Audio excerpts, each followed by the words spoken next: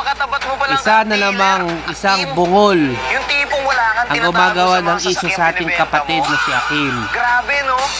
Alam mo, Idol. tol, Actually, nung kahit anong napanood ko sabihin yung mo kay video paring na Akim, nagre-review ka kay Boy AC, sobrang pag may tawa-tawa issue ako. sinasabi Alam mo nun, bakit? Kasi alam ko kung ulol ano yung ka ba? totoong ugali mo. Magkano binayad sa'yo Ako ni mismo naranasan di Boy ko Bulwak? paano mo itrato yung isang kliyente.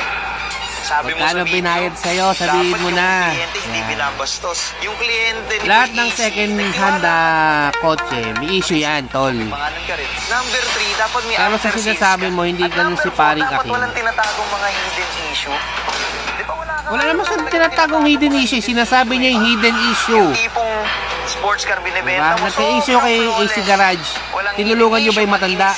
Di ba hindi naman? Parang kabaliktaran yata lahat ng sinasabi mo doon, boy. Ako mismo, personally. Alam mo, sobrang bayaran ka. disappointed ako sa'yo. Ulol.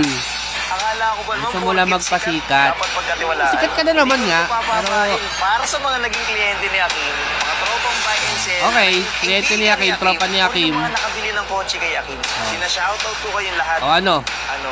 Ano? Lalabas ko na ba lahat Ulol. ng resibo ko? Mukhang pera.